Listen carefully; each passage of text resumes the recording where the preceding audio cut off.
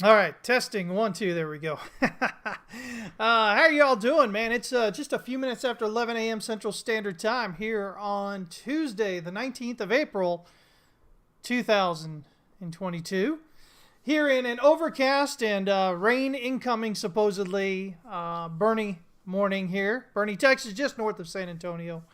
I'm Christopher Inks with Texas West Capital. Hopefully you guys are doing great. We're going to talk about some Bitcoin. We're going to talk about some dollar.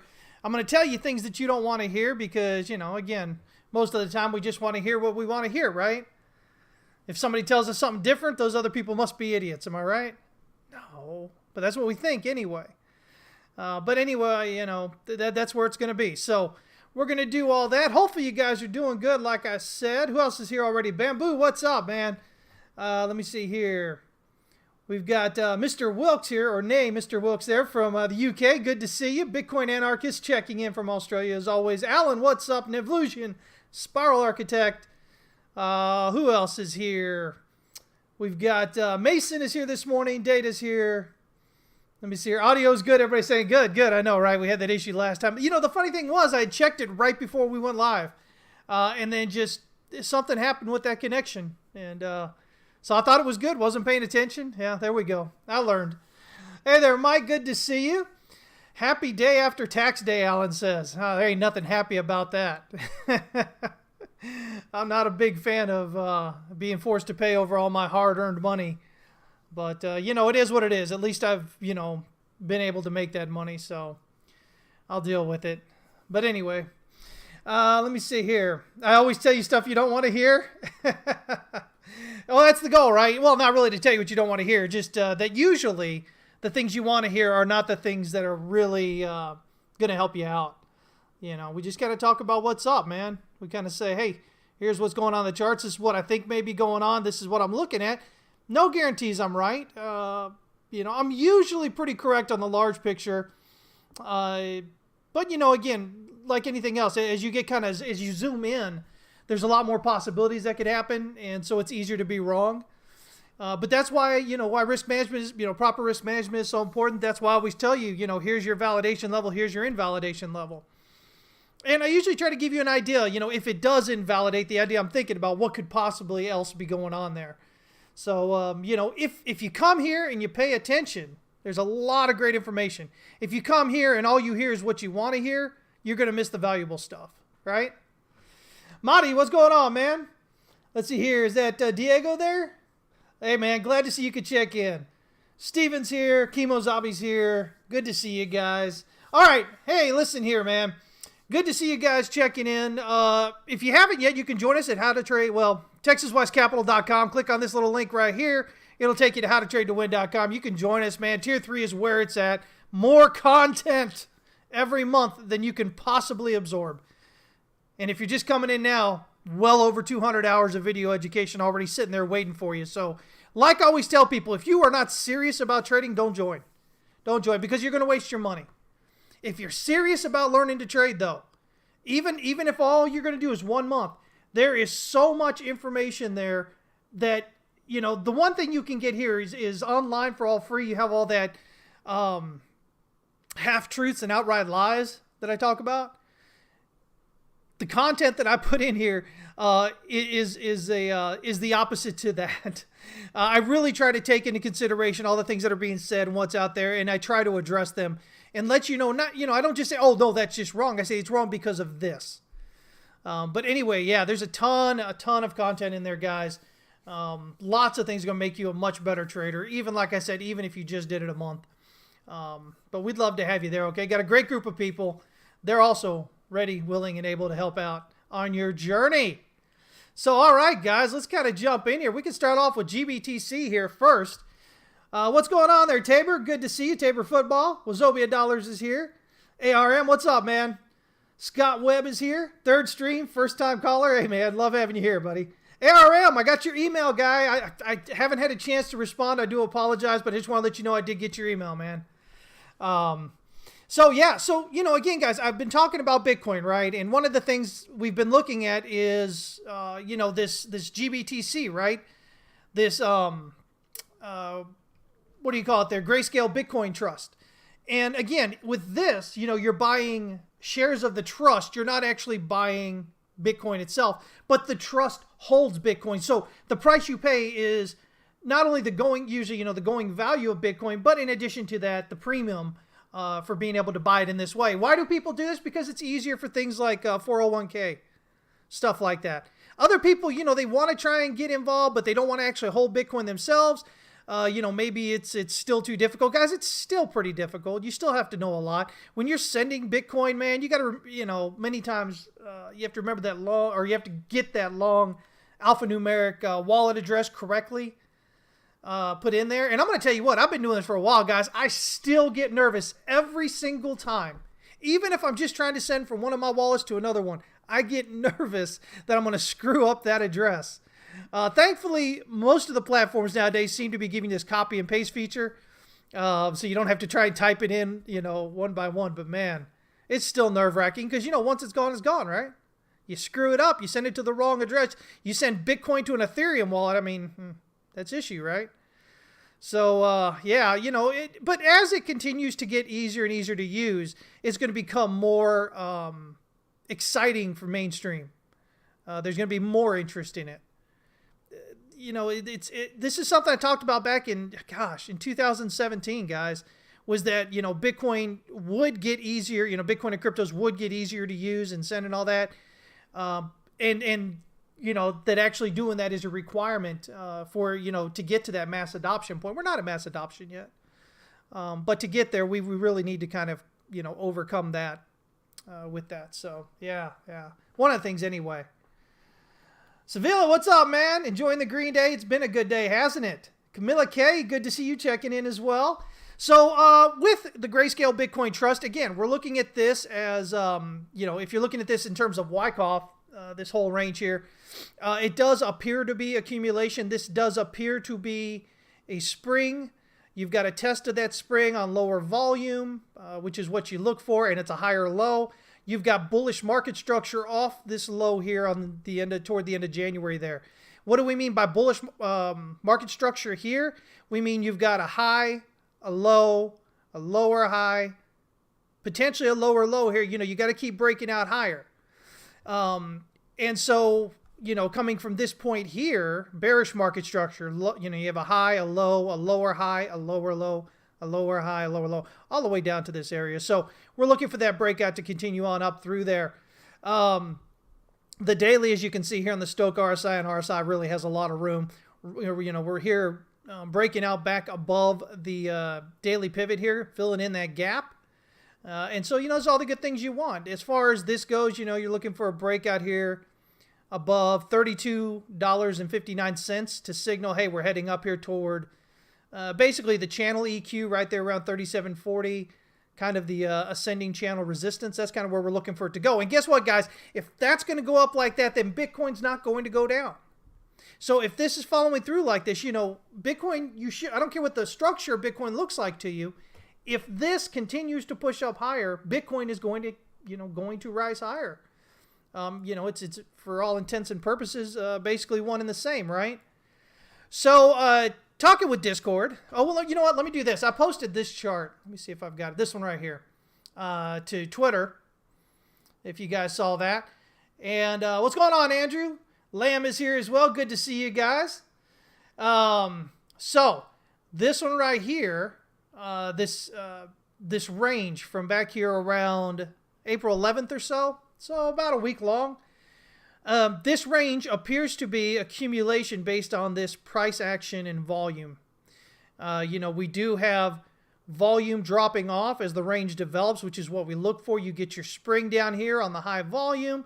You get the test, coming down on lower volume. You have this large candle spread, large volume spike on the breakout there through that resistance. That would be your jump across the creek. You have the pullback here, which is should be your back up the edge of the creek. And then this should be the rally up off that. In terms of pivots, we came in sideways between the pivot and the S1. We bounced at the S1 there. We reversed there. Rally broke out above the swing high, just above the pivot here. And we've rallied up to the R1. We should continue higher. We are, all this right here, all this resistance right here, we've now broken out above. So the idea is that we should continue up. Now, the only question is, is this 1, 2, or is this, maybe 1 or 1 a little bit higher here, and then we'll get 2. That's what we're waiting to see. I don't know for sure. If this is 1 and this is 2 here, then wave 3 is up here at the R3 pivot on the, I got it on the 30-minute here, but on the, there we go, on the 1 hour, the R3 pivot right there around 44,900. That's at minimum expected wave 3 target right there. If this is maybe 1, 2, and then 1, 2, 3, 4, 5, so you get a 1, 2, 3, 4, and then you get 5 here, which was the other possibility I told Discord yesterday that it might be. In that case, instead of 1 ending here, 1 would just end right up in this area. And again, in terms of pivots, usually what that means, or even in Elliott Wave, is that you've got this whole wave 1 up to the R1 pivot area. Most often what happens is wave 2 just pulls back to the pivot. And the pivot is usually somewhere between the 38.2 and the 50% retracement. So, if this is 1 up here, then in terms of that rally there, 38.2, 50%. That 50% is right here around the 15-minute pivot. That 38.2 is right here at this support area where all this price support is, right above that 1 and 4 hour pivot there. So again, if we do get a pullback down into this area right here, my expectation is that it would hold as support and continue higher. If we did get a breakdown below that 50%, below that 15-minute pivot, the next target's going to be this S1 pivot on the 15-minute, which is just the bottom of this range here, right around 39.210. That'll also be around the 78.6 retracement. So, it could do that, and it would be perfectly fine in terms of Elliott Wave. It's a solid wave 2 pullback. Nothing weird about it. Nothing screaming it has to go down. But I would prefer myself that if it's going to pull back, it only pulls back to that pivot area right here, the 15-minute pivot right there, and then rallies on back up, because that would be a strong indication of bullishness in the area. So that's what I'm looking for. Do we break out and head higher from here toward that wave 3 target, or do we get the pullback here and then head up higher there, probably a little bit higher than that? We do have this pattern target based on the height of this descending channel here, which kind of sits up there at around 45,540. So we can watch that as well. Again, those of you that follow me, that I usually throw those pattern targets in there if we get them. And they're generally a good kind of, right about kind of the area where wave 3 usually hits. So again, would make sense if this is wave 3, or like I said, if it pulls back here, wave 3 will be just a little bit further up there at, let's see here, right there, 38.2. Yeah, see, right there above, right there around 45,700 if this is wave 1 and we get a wave 2 pullback there. So, at this point, that's all I'm looking for. That's what I'm waiting for, right? Let me see here. What's going on, Ryan? Checking in from sunny St. Augustine. Oh, man, you're right down the road from Scott Melker, man. Yeah. You're right down the road from where I used to live. I used to live in Jacksonville for a bit. So, yeah, I've been to St. Augustine many times. Abdel, good to see you, man. Telluride, what's up, buddy? Checking in from the mountains. I'm a little bit jealous, I'll have to admit. If you're checking in from the beach or the mountains, I'm pretty jealous. But anyway, so this is kind of where we're at here, guys. Now, does this guarantee we go up? No, of course not. Of course not. But in terms of the larger picture and what we're looking at, it makes a whole lot of sense. It makes look at this, guys. Look, always look left. All we did here was get to this area of support. See this base that's been built here? Right here? If we keep going over, you see how it was resistance over here? That's all we did. We ran into that high volume node right there, and then boom, rallied up into the next high volume node. So, again, the idea is to break out above that.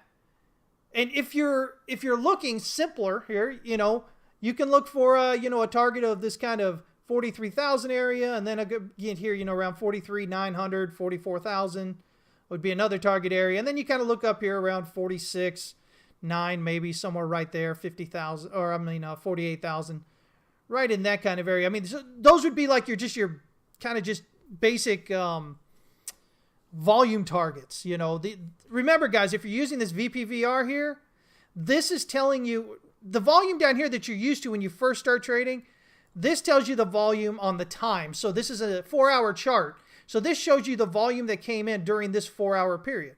And this shows you the volume, next one over shows you the volume came in that next, 4-hour period, and so on and so forth. This shows you on your screen how much volume came in at price levels.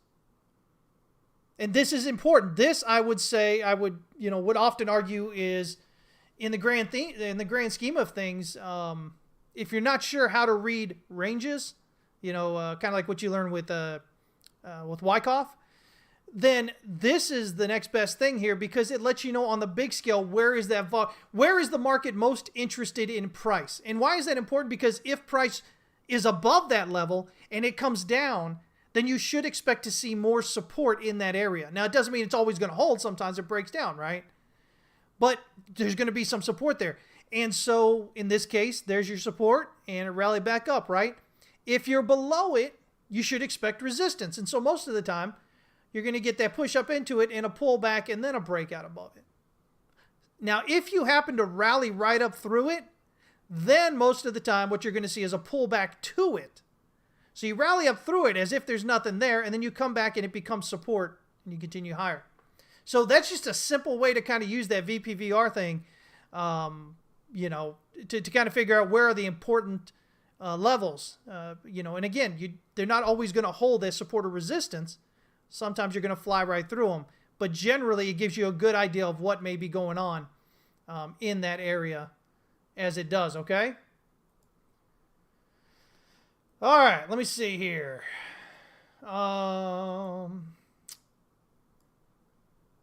Yes, this is VPVR right here. Right, so if you're on TradingView, you can go right up here to your indicators and click on that and just type VPVR, volume profile, visible range.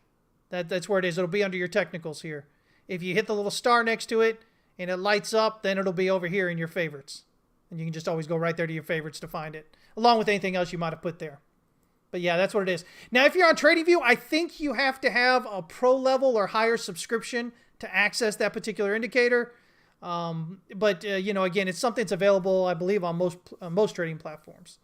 So yeah. Let me see here. Mason says the Wave 3 would run into the daily 200 EMA as well. Been an area of issue from Bitcoin since dropping. Well, yeah. And so, again, Wave 3, you would expect, to hit the level of pullback and then break out above it. And then you would generally, expect that to hold this support. So, we'll have to see. I think Wave 3 may overextend and pull above it.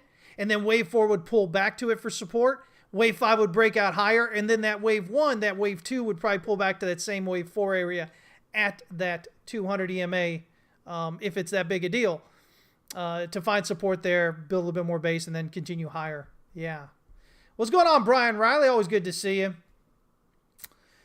Andrew says 4-hour looks like a good bull div. Let me see here. Yep. That's a pretty good bull div right there. So let me see here. We'll go ahead and draw that on here for anybody that might have missed that. Divergence. Put that on the 4-hour.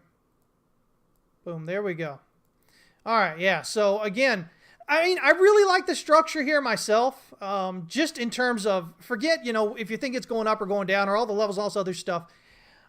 I like this movement up and this pullback to this previous area. Like I said, if we keep going left here, it's resistance and support, right? Resistance here, support right here. It's a pretty, important level that we just kind of dipped right down and right back up above. It's not a big deal that it broke down below it. I think a lot of times new traders get in, they go, oh, well, the minute you drop above, you break out above or drop below that level, that's it, right? No. Often you're going to get this kind of breakdown there, and usually it catches those breakout traders. So you had breakdown traders here looking to grab into this, send it down, and they didn't think about the fact that price could rally off this S1 pivot. Pivots are one of the easiest things you guys can do to help you understand support and resistance levels as they are on the chart, because they're built off previous areas of support and resistance, basically. So, again, if you want to do that, just go up to indicators there, type in pivot, and then you can just do pivot point standard right here. And that'll do. And that's just what I use. Now, when you go in there, you could change it to Camaria or, Woody or all those other kind of pivots. I just use standard pivots, guys. It's worked extremely well for me I've been using them consistently for about 15 years now. So I don't get all crazy. I don't get all special with the pivots, man. I just use them like that. And once you use them for a while, you start understanding what to expect. Again, for instance, if you're coming in sideways between the pivot and the S1 pivot, and you bounce off that S1 pivot and break back out above that pivot, usually it's a bullish sign. Usually that means you're heading up. You first watch for that resistance at the R1, though. And like I said, often you'll get to the R1, you'll pull back to the pivot, test it as support, and then break out higher. But these are things, and the way it is if you come in sideways between the pivot and the R1, right? And what to expect on that. I mean, these are just things that you learn over time that price generally acts, and it doesn't make a difference to the market because you have the same types of people in every market, guys. It's not like, oh, this is crypto, so it's different than Bitcoin. I mean, different than legacy or different than Forex. That's silly. You still have human beings behind the scenes doing the buying and selling and trading. Oh, but algos and bots. Yeah, but they're programmed by humans, guys.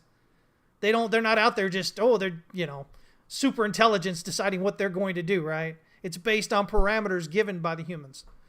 And so those parameters are going to be based on that person's, beliefs and ideas and, sometimes emotions. So it's all humans, guys. Even if you've got the algo trading it for you, it's still based on human parameters, which is, again, based on how that person believes that things work or should work or will work with that, okay? So just keep remembering that. Don't forget that, guys. There's so much. Everybody tries to get so difficult with trading. They're like, oh, but this, oh, but that. Guys, listen. As long as you learn the basics of trading and you learn them correctly, including proper risk management, there's very little room for you to lose anything significant. You should be more likely than not on the way to consistent gains over time. But that's the thing, right? I say consistent gains over time. People don't want overtime. People want yesterday, right? Y'all wanted to come in with $1 today and make $1 million yesterday. Am I right? Yeah, we all did when we first came in.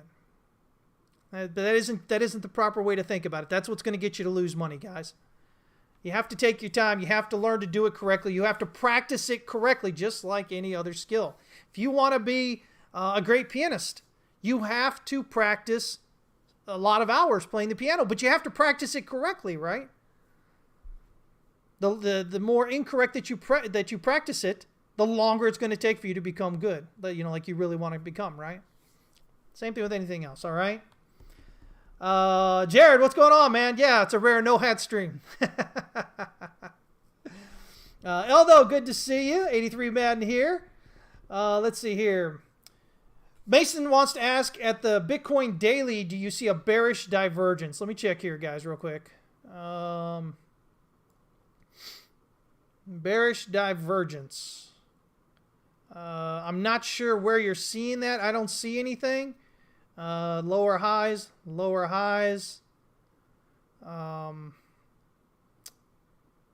me see here. Now, this is not the same kind of bullish divergence here on the daily, because this swing low in the oscillator is actually this black candle here, this higher low. This quick dip down and back up is actually this upper elbow up here. So this isn't really what we would consider bullish divergence there. But nonetheless, as I constantly tell you guys, when that happens, it's usually, if anything, a sign that demand is at least showing up. Demand is trying to show up, which is usually, the beginning before it really kind of pushes up higher there. So on the daily, if you're trading the daily, a breakout, you're looking for an impulsive breakout above this daily pivot. You want to see this daily pivot hold this support as well. So you want to see a bigger candle here than what you normally see coming up into it. You want to see a nice spike of volume. And the best thing is, it pushes up, it hits this area right here, and then it pulls back to the pivot.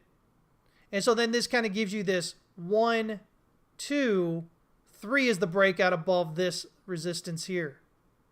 See how it's support right here, resistance. Yeah, so that would be the, so, again, 1, 2, 3 would be the way to kind of generally expect that to play out. Let me see, what other charts do I have here for you? Oh, we've got the big, remember, this is the big idea, is that we've got this large triangle going on, wave 4 here.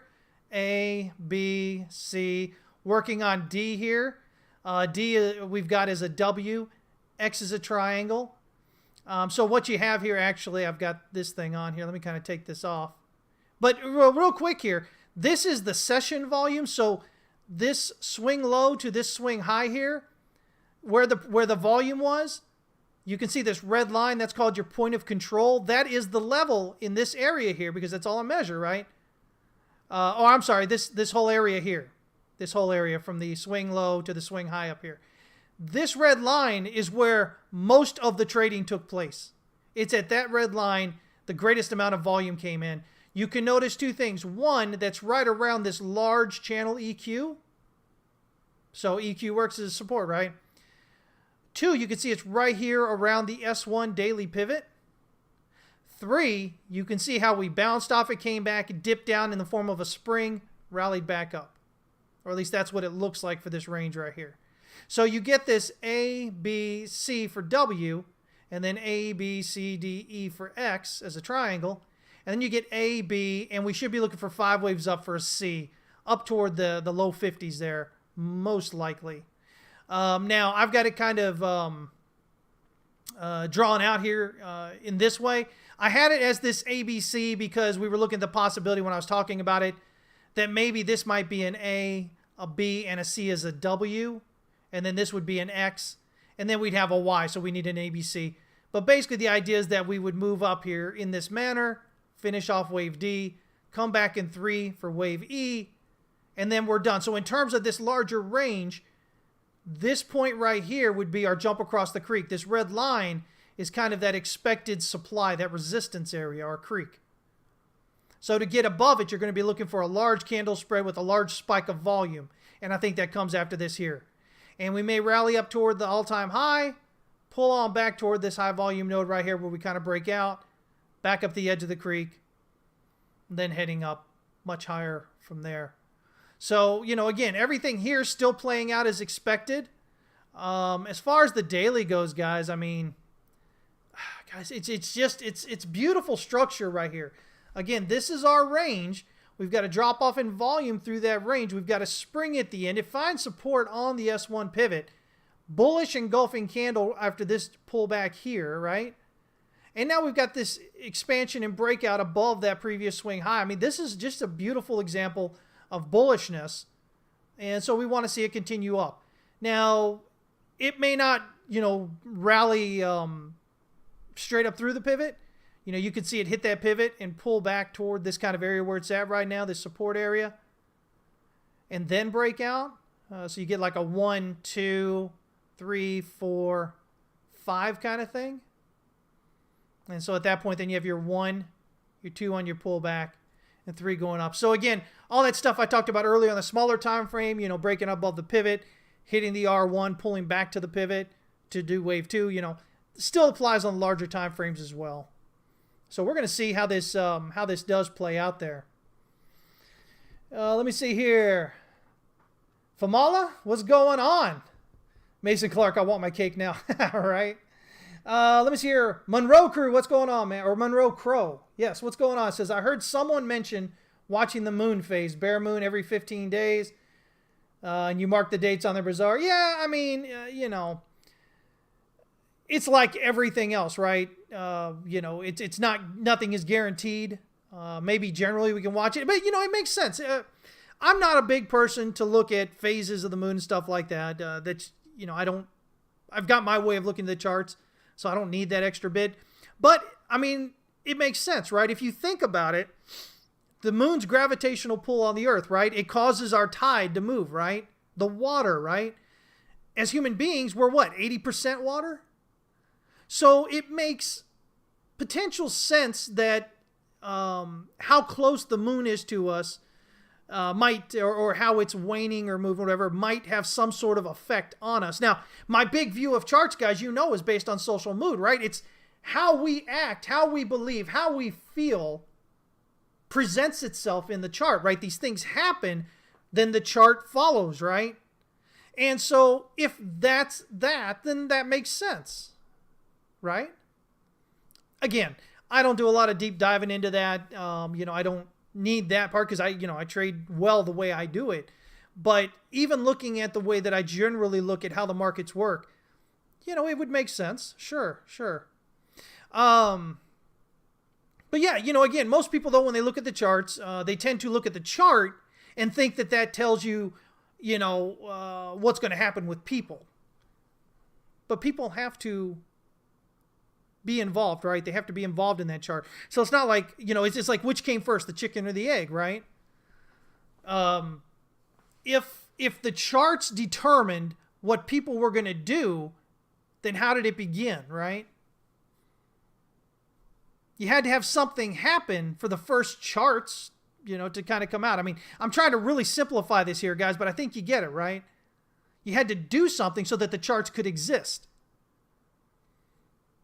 But anyway, as human beings, as I often tell you guys, we tend to associate things that happen in the market with big news events when it suits us. When it suits us. We ignore a lot of it. You guys can look historically at that. Again, guys, I keep telling you, what a great book for you to read.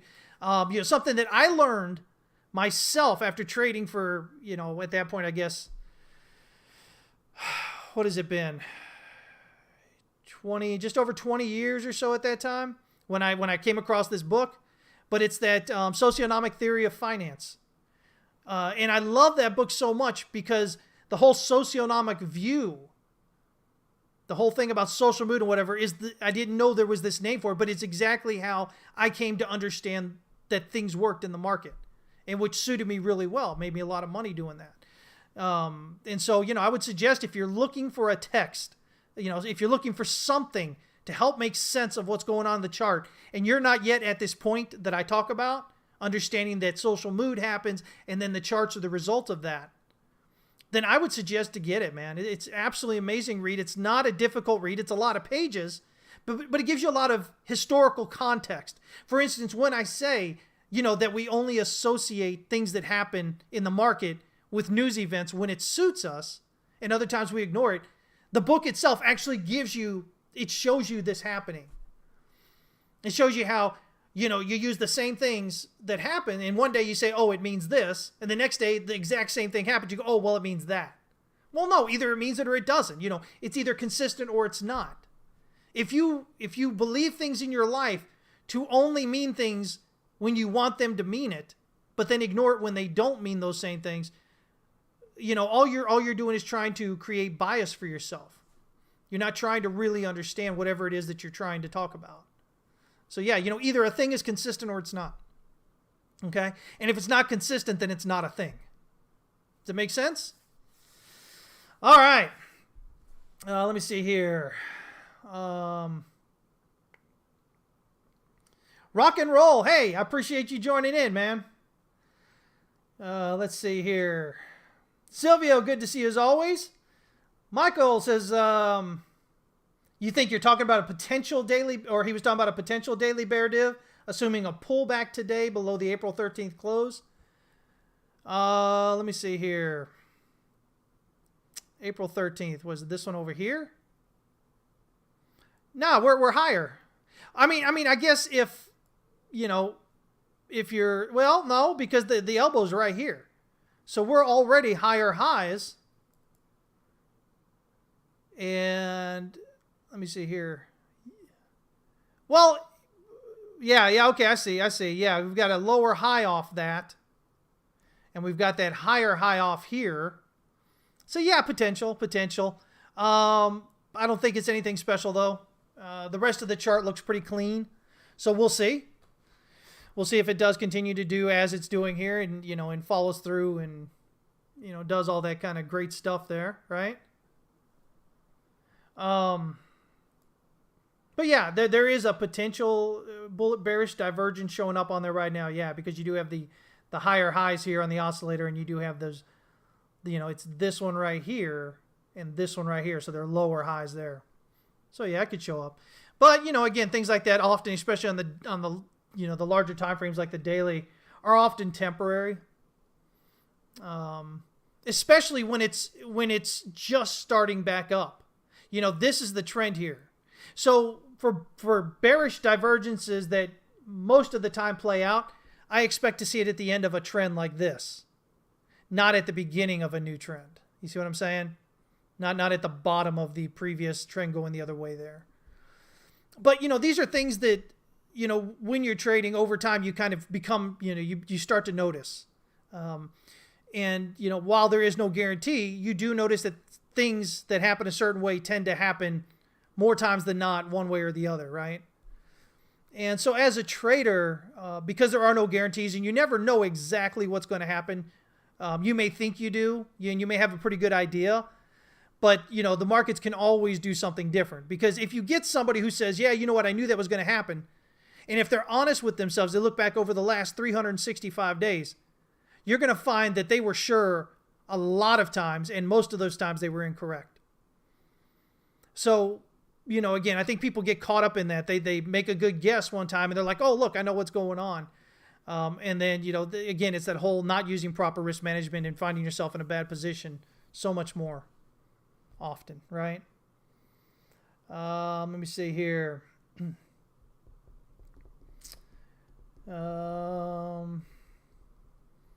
Alan says, Socioeconomic Theory was a great read, easy one to pick up and read a chapter and grab some insights from, easy to digest, but definitely challenges your preconceived notions.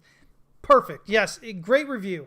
Exactly. A lot of pages. People shy away from it because it's a lot of pages, but it's so easy to read. It's so easy to get into that you don't even notice that time flies by as you're reading it. But really, guys, like I said, it took me, 15, 20 years of making mistakes in the market and, gradually learning what's going on to have come to that point. So you can, if you're open and you're really willing to listen and learn, you've got a good chance by purchasing that to save a lot of money, a lot of losses. I mean, $50 or whatever it's going for right now, $60, whatever it is a heck of a lot cheaper than thousands of dollars in losses as you learn those things, in real life, right? Making bad choices because you're not understanding the way that markets work. So yeah, I can't talk well enough about it, honestly. If I had that when I first started, I wouldn't have gone through those first, 4 or 5 years of just nonsense and throwing money into the market and just kind of losing it all. So yeah. Let me see here. Anyway, so yeah, so that's there. Let's go and look at the DXY here. So the dollar continues to rally up here, guys. We come in sideways between the pivot and the R1. It pulled back to this. I was looking for a breakout here to kind of signal we were headed up more. We got that breakout, pulled back to it. We're getting ready to potentially break out again. The idea was maybe is this 1, 2, 3, 4, and then 5. So we get a 5. Again, the whole idea of the R1 pivot being wave 1 up and then wave 2 pulling back to the pivot and then heading up. So that's still a possibility here. I think maybe we could potentially see this. Let me see here. I guess you could see this maybe as a triangle here. So A, B, C, D, E. So we could have 1, 2, 3, 4 as a triangle, and then 1, 2, 3, 4, 5 maybe. So it is still possible we could see this drop on down to the pivot, but I would expect it to hold down here in this area, fill in this gap right here from the 14th of April. And then, that would be 1, 2, and then head up. If this is 1, 2 as it sits right now and we continue up from here, wave 3 has a minimum expected target there of that 1 hour R3 pivot right around 102.182. That'll put us at the base of this large blue supply structure. Wave 5 gets us up there at least at 102.633. Now, here's the thing, guys, and I'm going to hurt a lot of feelings when I say this because everybody wants the dollar to die, and yet here it goes, continues up, right? Because if the dollar continues to get stronger, it kills your narrative, right? Whether it's Bitcoin or just what you think about the money printing and hyperinflation and all that other stuff. If Bitcoin continues up here, then if the dollar continues, as it's been doing, that just really wrecks what you think, right? Here's the problem, guys. It should pretty much do that. At this point, remember, I am looking at this as being an A, a B, and a C to finish wave 2 as a flat here. And then 1, 2, moving up here. So 3, we're into this 1, 2, 3 is what we're looking for, okay? Or I'm sorry, 1, 2, 3 here. But nonetheless, we're looking at a wave 3 up here around this area. So here's the thing. It's possible, as long as price does not break out above this swing high up here at 102, whoops, this one right here, 102.992, as long as price does not break out above that, it is still possible that this could just be a very, very deep, let me kind of pull this off here, a really deep corrective move up. But as I tell you guys, you should be trading based on what's most likely going on. Too many times I see new traders come in here and they want to be contrarian for the sake of being contrarian. They think it makes them cool. They think, oh, look, y'all thought it was going that way and I did the other thing. And look, I was right. It's just such nonsense, guys. There's so much posturing and chest puffing and whatever going on, especially in social media. You guys are going to lose more money than you need to, a lot more money than you need to if you keep, worrying about that nonsense. But as you can see right here, we're hitting this previous area of resistance, breaking out above it. We're above that daily pivot, right? But breaking above this, you should not be bearish on the dollar at all at that point. I'll give you leeway. I'll let you go ahead and continue to be bearish as we get up into here. The second it pops just above that, I'm just going to look down at you. I mean, at that point, it makes absolutely no sense. Okay? So continue to do what you need to do. I've had people that still fight me about the dollar rallying since back here when I said this was likely the bottom here, back in the first week of January last year. So this has been rallying, guys, for what?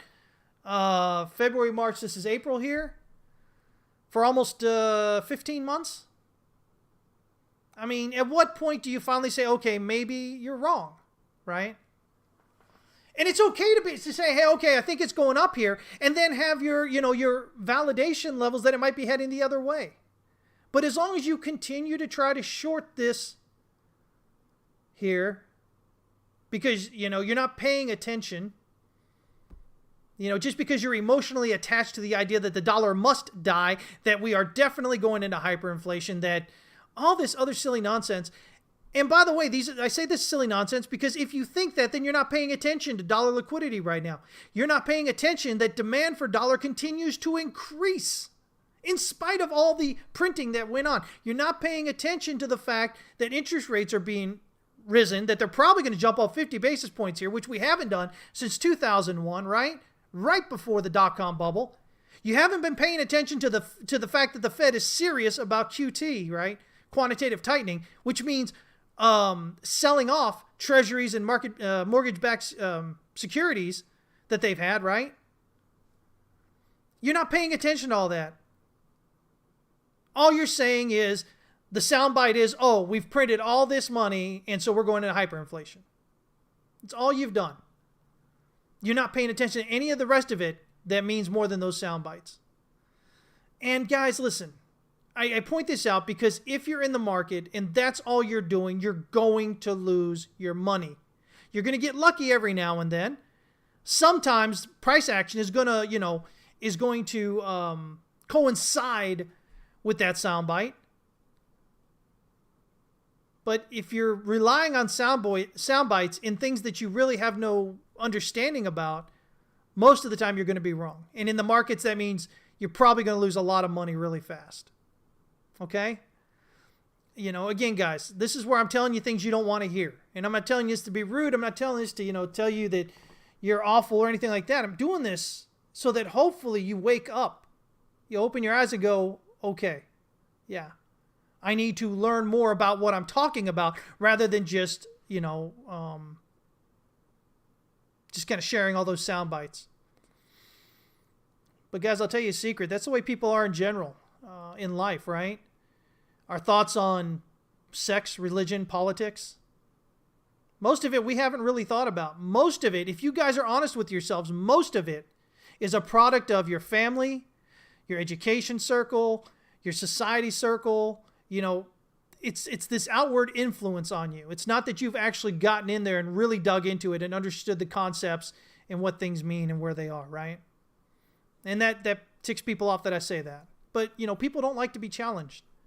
They like to believe that they know what they know. Know what they know, right? You can't do that in the markets, guys. You got to be open to looking and whatnot. You know, Peter Brandt says it best. He always talks about having strong opinions weakly held. And I'm a big fan of that as well.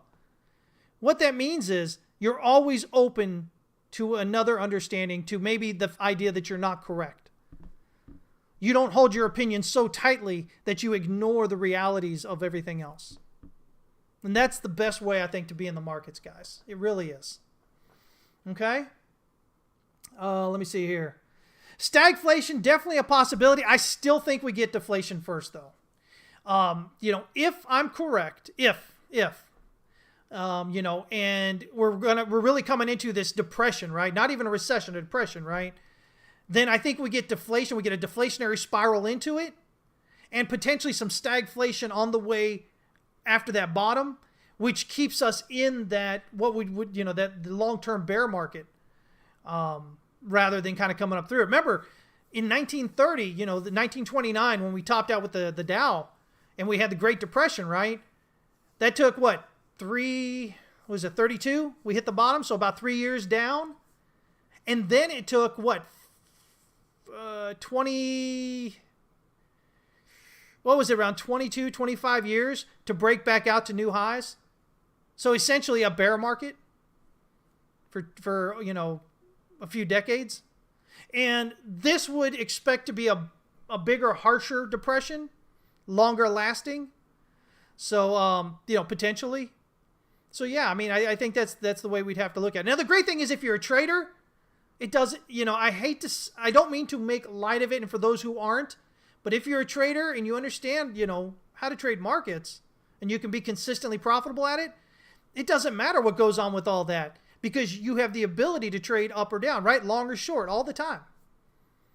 So you have the opportunity to make a ton of money regardless. Your income is not limited to your job and potentially being fired or, you know, having your pay cut or something like that.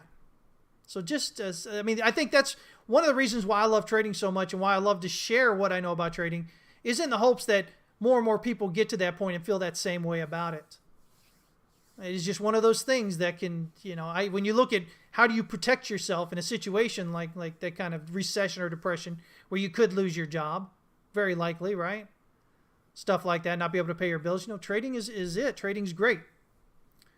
Unfortunately, I think most people that come in to trade, though, they want to come in with the dollar today and have made $1 million yesterday already. You know, they just want to get in there and make all that money. And so they don't take the time to learn how to do it correctly. They rush everything. You know, just kind of cause themselves to lose, okay?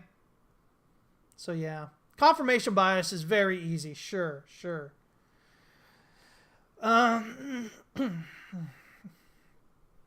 Let's see here. So that's kind of what we're looking at there. Oil. There's oil, guys. I think we've got a 1-2-1-2 here. We're dipping down below the 4-hour pivot. A breakdown below wave B support at 99.87 should indicate that wave 3 is in progress down here to about 69.40. So that's kind of what I'm looking at here. You notice we're getting rejected the daily pivot. It's got rejected here on this wave 4. Wave 1 here comes up, got rejected up here again. If it does break out higher here, we need to see it, you know, reverse prior to 116.64. Okay, to keep the count valid, 1-2 here. Now, if it does break out above that, I think all it means is we've got a 1, and then this is an ABC, and this right here, instead of being this 5 down in this way, just becomes an ABC. So 3, 4, 5, 1. Let me see. 5 is A, and then B, and then, maybe 1, 2, 3, 4, 5 kind of thing, or 3, 4, and then 5 is maybe like a flat or something like that. So you can get an ABC potentially off this. So it would just be a large wave 2 flat, right? And if that's the case, I think we kind of look in this area right here. What is this? Right around 118, 120 maybe. You've got this large gap over here. I think we kind of look at that as a possible target. That would actually be how far? Oh yeah, just a 78.6. Again, a solid wave 2. But for right now that we've broken down here, I'm looking for a breakdown below wave B, and then of course below wave 1 to kind of signal we're heading in this wave 3 here, headed down. Also, those of you that are worried about inflation so much, again, the biggest drivers of inflation: fuel, housing, rent, stuff like that. Oil. When I say fuel, I mean oil. Not just because it's fuel, but also because it's used in so much of everything else that we do every day, right? Plastics and everything else. But it appears to be topped out. So you're not going to get increased inflationary effects off that, which is one of the biggest drivers of inflation, right? The other thing, again, is housing. And I've shown you all these things that says that housing is quite likely topped out. And that doesn't mean it falls immediately, but it means that it's starting to push down now. And so if we've got that, that's going to bring prices down. That's going to bring potentially rent and whatnot down, potentially. But nonetheless, that's the other big driver of inflation. And so if you don't have housing, continuing going like it's been, you don't have oil continue going like it's been, well, how the heck is inflation going to continue to rise? But again, this is the point where things have been going up for so hard here lately that people can't see the forest for the trees, right? They just think, oh, it can't possibly stop. It's going to continue up. $300 a barrel oil, right? And this is the talk right now. But as I continue to remind you guys, and I've shown you so many times before, those extremes of emotion are when the markets are usually reversing. Again, that's why retail will generally buy the tops and sell the bottoms. It's all about emotion, right? So yeah. There we go with that.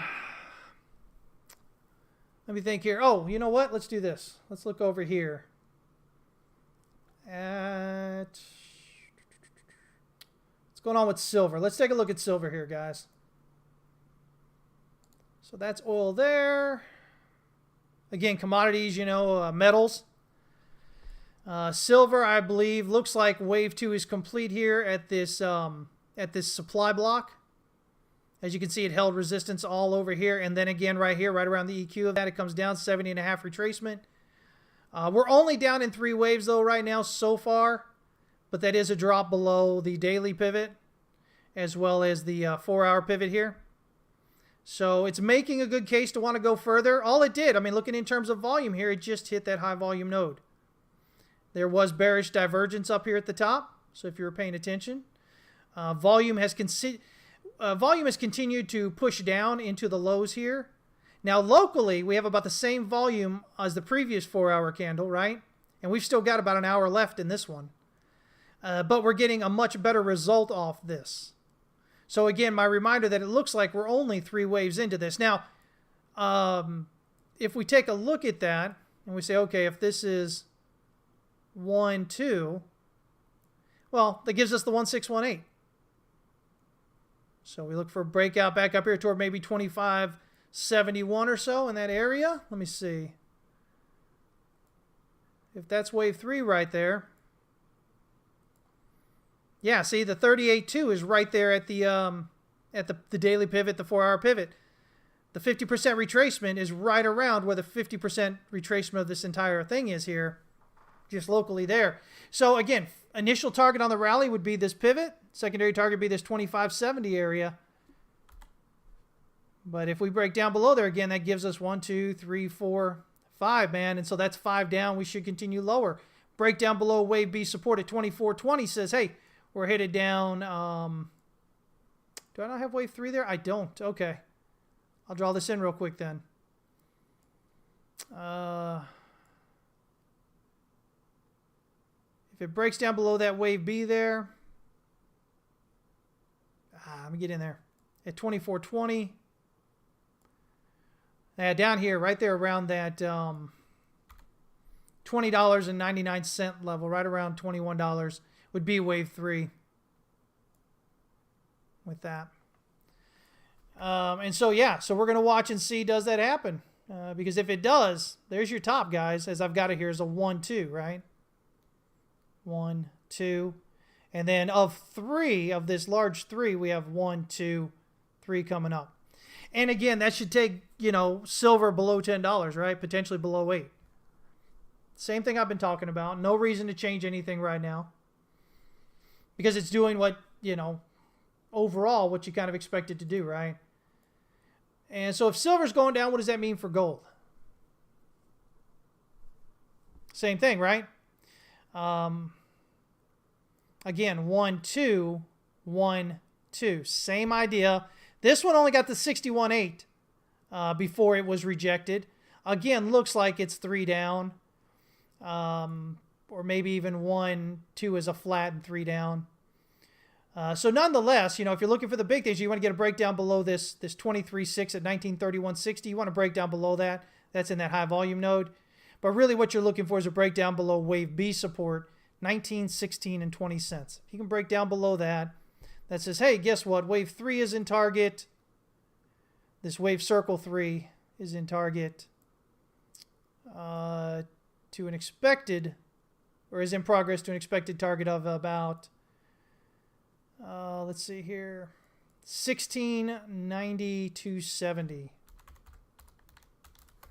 There we go.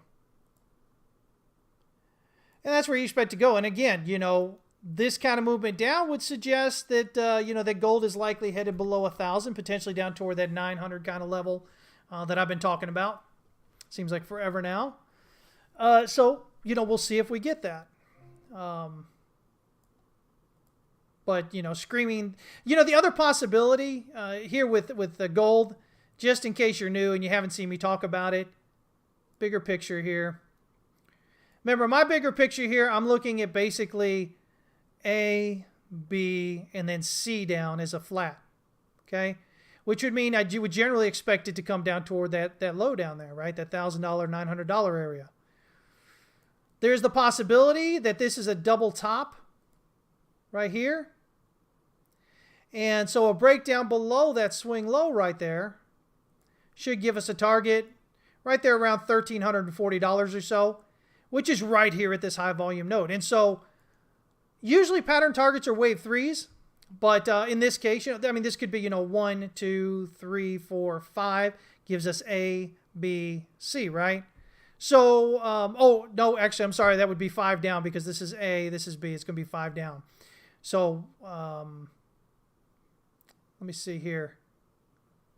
Yeah, so maybe, 1, 2, 3, 4, you could get a 5, maybe even a little bit lower into this thing. And so all that would mean is that this would be a running flat. You break out above it. I don't like, though, for a running flat, I don't like that, that it's so close to the previous all-time high there. But the other thought is, if it's not that, if this is bullish off the lows here, then this is, a 1, 2, 3, 4, and we have 5. And 5's only going to get you around maybe 2,300 and some change. And then you'll get the big pullback toward this $1,600, $1,700 area at least. So, very limited upside potentially for that, if it was to happen. But as long as it continues to find its way lower here, this really runs the risk of a double top. You're just looking for a breakdown basically below the weekly S1 pivot. You get that. And from the structure here, to break out, come in sideways right between the S1 and the pivot, break out, rally to the R1, almost the R2, and then to get rejected and sent down below the S1 pivot, that is a setup for a rally on down through the pivots. S4 or S5 usually. Again, these are things that, when you trade pivots for a long time, you get used to seeing. So S4 will get you that move right into that high volume node. S5 will get you down here just above that swing high. And, of course, you could overshoot it a bit and head on down there. So that's kind of where we're at right now, I'm not saying it definitely is topped out here and it has to go down. I'm going to watch that until we get a breakout higher. Because until we get a breakdown higher, that's still very completely valid and really aligns with my other thoughts. But again, if we break out higher here, I'm not going to keep holding that as my thought. Again, this becomes 4. We've got 5. That's a 1 and a 2, most likely. So remember I said, strong opinions weakly held, guys, okay? If you're doing anything else, you're probably setting yourself up for a heartache and a lot of money gone. And, we don't want to do that for trading, right? We want to be profitable. Do I see a spot ETF for Bitcoin this year? I don't think so. 2023, I think, is probably a better chance, but I don't think we see one this year. The SEC still seems very much against that, so I don't think so. And I think you mean here in the U.S., right? I mean, other countries, sure, I see other countries doing it. That's not an issue, but I don't think the U.S. does it yet. I think we still got time on that. Hi there, Melissa. Good to see you checking in. Let me see here. So yeah, that's kind of where we're at with that. Those of you in the UK, I know you guys are feeling the natural gas over there in Europe and whatnot, right? In that whole area over there. Natural gas, I've got wave 3 up here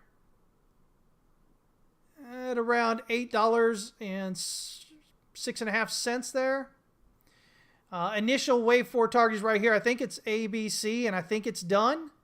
If it is, I think that gets us a target up here around 8.818 for that, larger wave 3. This is it coming off the bottom here. So 1, 2, 3. And so in that, I think what we would have is this 3. We'd have a 4 to pull back here, and then we'd have a 5 a little bit higher out. And that just becomes this just becomes a huge distribution range, right? So this 3 would probably be our, with this pullback here, this would probably be, in terms of Wyckoff, would be your preliminary supply. So wave 3 would end up being your buying climax. Wave 4 is your automatic reaction. Wave 5 is that upthrust, which breaks out above the buying climax. And then wave 1 of the move down comes down to the bottom, the range lows, potentially dips right below it, prints a show of weakness, sign of weakness. So then wave 1, up here, wave 1.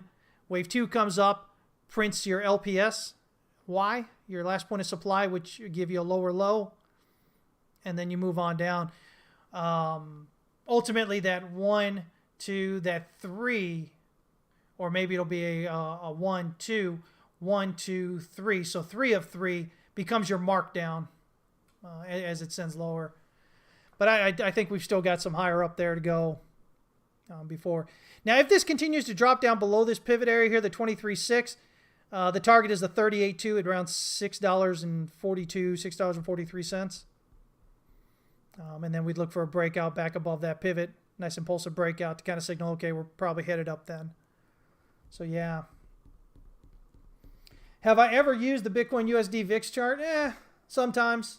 I mean, I've shown it on here before. Again, guys, what happens with people is generally they try to get complicated. They try to find relationships in other complicated ways. But as a trader, if you learn the basics and you stick to them, you're going to be fine. Proper risk management, of course, included in that.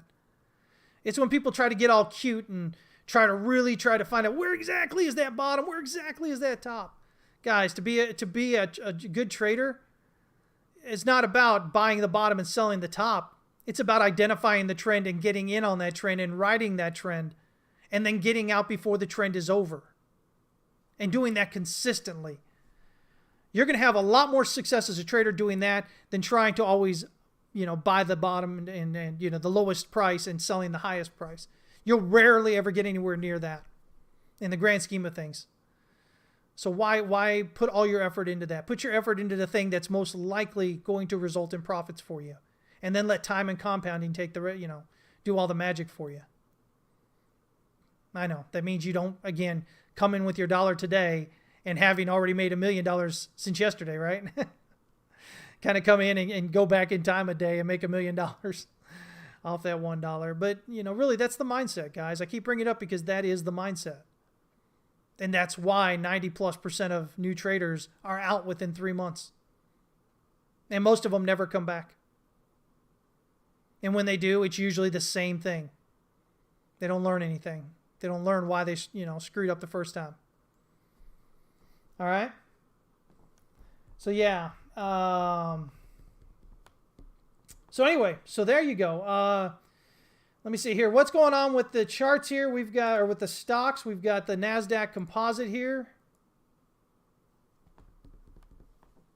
Oh, let's see. So broke down to the S1 pivot, rallying up in 3 waves right now. This is the 1-hour chart. We're basically topped out in Stochk RSI. It looks like we had a bit of bullish divergence leading into this. But again, you can look at this potentially as maybe 1, 2, 3, 4, 5, and then A, B, C. So what you're looking for now is a breakdown below the 1-hour pivot. That's going to be your first clue that it may be topped out. And then a breakdown below this swing low. This would be wave B here at 13,256 and 31 cents. Breaking down below that says, hey, we continue lower. Wave 3 right now, 1, 2, 3, has a minimum expected target of 12,783 points there. So that's kind of what I'm looking at for that. If we break out above this 13,679 and 43 resistance, I think then we kind of look back at it and go, okay, maybe what else is going on here? It doesn't mean that anything changes right away. An impulsive breakout above the daily pivot would be a bigger clue that maybe something else is going on here, or maybe we've got 5 waves down and we're doing 3 up. An impulsive breakout above that 13,806.5 area. Until that, we continue looking lower right now. Let's see here. S&P. I've got your E-minis right here, guys. Again, same idea. 3-wave rally up. We're sitting below this swing high up here. What is that? 44.66 and 75. 44.66.75 points right there. Yeah. So, quite possible ABC, 1, 2, 3, 4, 5 is some kind of flat here. And so, this could be, again, 1, 2s working itself out through here or some other variation of that. So I'm more interested right now in, do we remain below this swing low or this swing high? If we do, I'm looking for a breakdown below this daily pivot and the 1-hour pivot there. That breakdown will be the first clue that tops in. Breaking down below this ascending support should guarantee, I say guarantee, nothing's ever guaranteed, but it's going to add confidence to the idea that it is, and we're heading lower here. Wave parentheses 3 has a minimum expected target of 42.83 and 25. And of course, then we can look at the Dow. And so the Dow here rallying back up to this previous swing high, not quite above it yet, same as the other two, right? It's possible maybe we've got 5 down and then an A and a B and a C is some kind of expanded type flat here maybe. But it is pretty close to that swing high and this wave 2 here, so we really want to watch that. The big thing here is, do we get a breakout through this blue supply structure here on the 1 hour? Again, very possible that 2 doesn't end here, that this is 1 down and then ABC, 1, 2, 3, 4, 5 is maybe an ending diagonal. And so then wave 2 then, prints this flat maybe up here toward the R2 pivot maybe, something like that. Because right now, if this is wave 1 here, then see this R2 pivot is already a 90% retracement. 70.5 right here at the EQ of this supply structure. 78.6 right above the top of that supply structure. So, if this is 1, 2, and this is 3, get a little bit higher up here, 4, and then just get a little 5 maybe, can get you kind of this potential ending diagonal. Maybe looks something like this. Then we'll look for that breakdown there. So we'll see what happens with that as it continues to play out here. Not every day is a tradable day, guys, depending on what market you're in.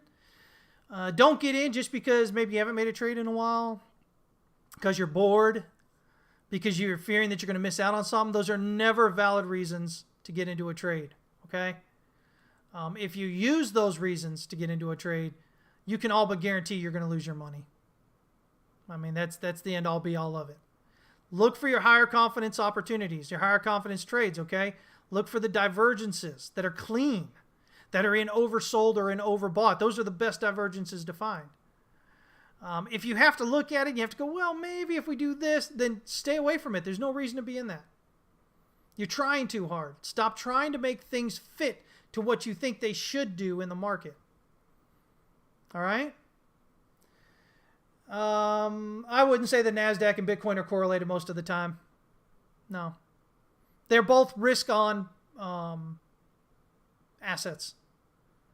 So they both move in relation to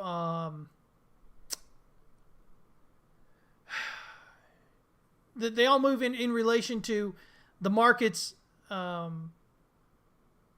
belief in whether it is becoming more risk on or risk off. And to that extreme, to that idea, Bitcoin is a lot newer, has a lot more potential to make money, a lot quicker.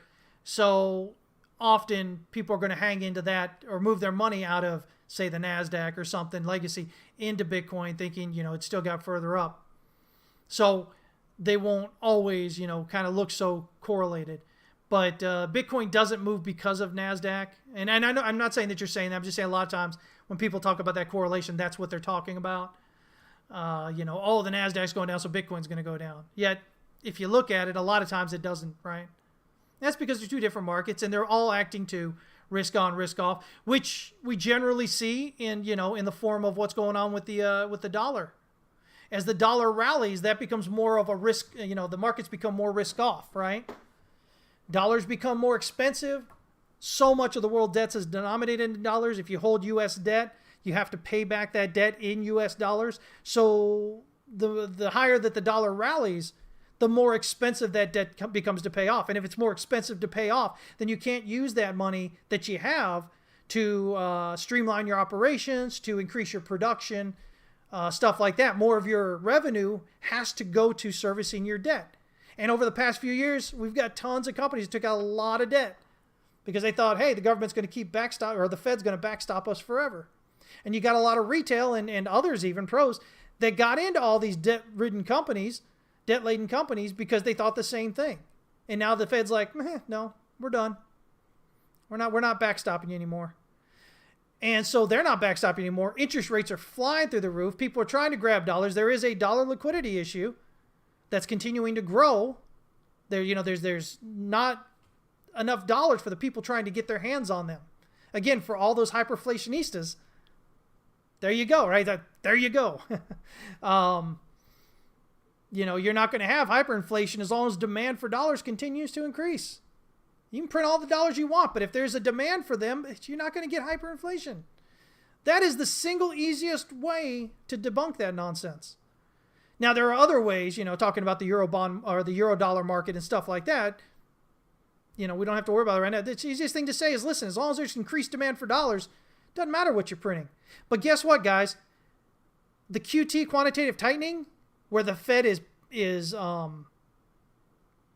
normalizing its books, you're taking dollars out of circulation. When they're selling treasuries or they're selling their MBSs, you're paying with dollars. Those dollars, that excess liquidity, goes back into the Fed. Guess what? If it goes back in the Fed, it's not out here.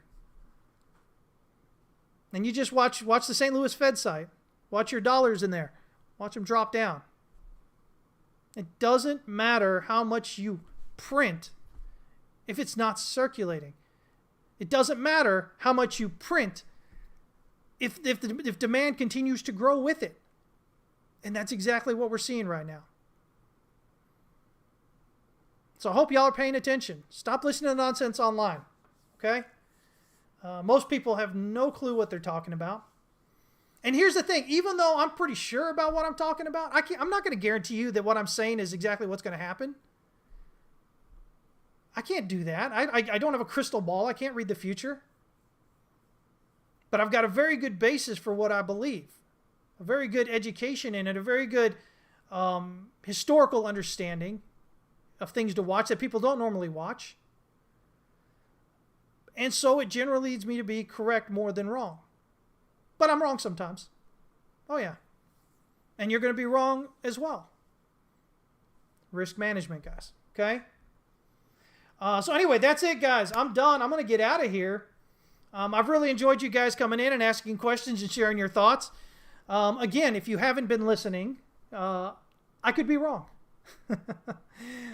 Please don't follow or listen to or take seriously anybody that guarantees you they're correct. Okay?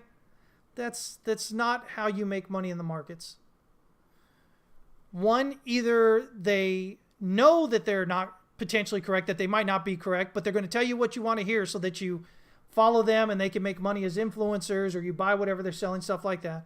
Or two, and probably more dangerously, is that they're like you. They don't know what they don't know. And they think they can guarantee stuff. And heaven forbid they get it right every now and then. You know, a broken clock is right twice a day, right? If you guys get anything out of being here, one, please let it be that risk management is that important. It is the absolute most important thing you'll ever do as a trader, day in and day out. Two, it's stop listening to sound bites, stop spreading them, stop listening to what people say without actually doing some hard thinking on it, and preferably educating yourself on it. If you guys have questions about anything I say, I welcome the questions. I'll explain it as best I possibly can, and then you can take that information and you can go study yourself and educate yourself and see if it makes sense to you. Okay? But there's a lot of people out there who are trying to just, you know, it's everything is a guarantee, all this stuff, and I don't think that you guys get anything from that. I think that hurts you a lot more than help you. So I've never been that way. I've always been the opposite. Not that I just take the opposite position, but that I discuss the charts as I see them and I explain to you why. And I just hope that you guys are really interested enough that you'll go out there and learn even more. You can join us at howtotradetowin.com or Texas West Capital there. Click that green button toward the top. And, you know, in doing that, you can get a lot more in depth of what I'm talking about in a short period of time, right? So, anyway, there we are. As always, remember, the only thing you control in the market is how much you lose. So, as I said, guys, risk management, okay? I hope you guys have an amazing week. You guys trade safe out there. You guys are safe out there and, you know, in public and whatnot. Join us, man. We'd love to have you there, okay? All right, guys. I will see y'all on Friday, 11 a.m. Central Standard Time, if I don't see you over in Discord. If you do happen to join, please say hi. You know, let people know you're there. Not everybody does, but we've got a great group of core traders who are really passionate about trading and learning and helping explain the things that they understand and how they understand them to be as well. So you get a lot of that as well as, you know, the education that I have in there and stuff like that. All right, guys. Y'all have a great week, and I will see y'all then. Take care.